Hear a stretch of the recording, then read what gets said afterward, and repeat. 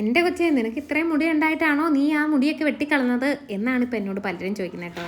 സത്യം പറഞ്ഞാൽ അതിൽ ചെറിയ റിഗ്രറ്റ് ഇല്ലേ എന്ന് ചോദിച്ചാൽ മനസ്സിൻ്റെ ഉള്ളിൽ ചെറുതായിട്ടൊരു വിഷമമുണ്ട്. നമ്മുടെ ഈ മുടി മുട്ടയടിക്കാൻ നേരത്തെ ആ ബ്ലേഡ് തലയിലോട്ട് വെക്കുമ്പോൾ നമ്മുടെ ചങ്കിലൊരു പാളിച്ച് ഇങ്ങനെ ഒരു വിഷമം ഇങ്ങനെ തോന്നും. പിന്നെ നമ്മളതങ്ങ് യൂസ്ഡ് ആയിക്കോളും. ഇതെൻ്റെ ഏകദേശം 1 ഇയറോളം എടുത്തുട്ടോ എൻ്റെ മുടിയൊക്കെ ഒന്ന് ചെറിയ കുറ്റികളൊക്കെ ആയിട്ട് ഇങ്ങനെ തലയിലേക്ക് ഒന്ന് വളരാൻ. അപ്പം ഞാനോർത്ത് ദൈവമേ, എൻ്റെ വളർച്ച തലയുടെ മുടിയുടെ വളർച്ചയൊക്കെ മുരടിച്ചോ എന്ന് വിചാരിച്ച് അങ്ങനെ വിഷമിച്ചിരിക്കുക. അപ്പം ഞാനിങ്ങനെ എണ്ണ തേക്കുന്നു, നല്ലപോലെ എന്താ പറയുക, കണ്ണ് കാണുന്ന എല്ലാ സാധനങ്ങളും ഞാൻ തേച്ച് പിടിപ്പിക്കായിരുന്നു കേട്ടോ. കാരണം എനിക്ക് അങ്ങനെ പുറത്തൊന്നും പോയ ആൾക്കാരെ ഫേസ് ചെയ്യേണ്ട ആവശ്യമൊന്നും അധികം വന്നിട്ടില്ല. എങ്കിൽ പോലും നമ്മൾ അമ്പലത്തിൽ പോകുമ്പോഴും ഹോസ്പിറ്റലിൽ പോകുമ്പോഴും അല്ലെങ്കിൽ എന്തെങ്കിലും ഒരു അത്യാവശ്യത്തിന് പുറത്തൊക്കെ പോകുമ്പോൾ ആൾക്കാരുടെ ഇങ്ങനെ ഒരു നോട്ടമുണ്ടേ.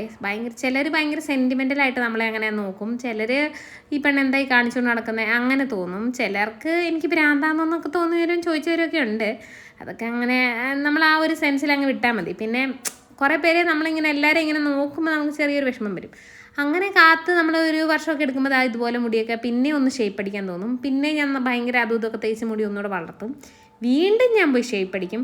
അങ്ങനെ ഈ മുടി വെട്ടിയവർക്കറിയാം, നല്ലപോലെ മുട്ടയടിച്ചെടുക്കും. പിന്നെ നമുക്ക് ആ മുടി വളരുമ്പോൾ ഉണ്ടല്ലോ ഭയങ്കര ഒരു ഇറിറ്റേഷനാണ്. കാരണം ചൂടൊക്കെ ആകുമ്പോഴത്തേക്കും കഴുത്തിൻ്റെ അവിടെയൊക്കെ ആകെ വേർക്കുന്നു. ഇതിപ്പോൾ നമ്മൾ കുളിക്കുക, ഫ്രീ ആയിട്ട് നടക്കുക, ആണുങ്ങളെ പോലെ മുടി ഇങ്ങനെ വാരിയൊക്കെ ഇട്ടാൽ ചുമ്മാ അങ്ങ് പോയാൽ മതി. ഭയങ്കര ഫ്രീ ബേഡാണ് നമ്മളിപ്പോൾ.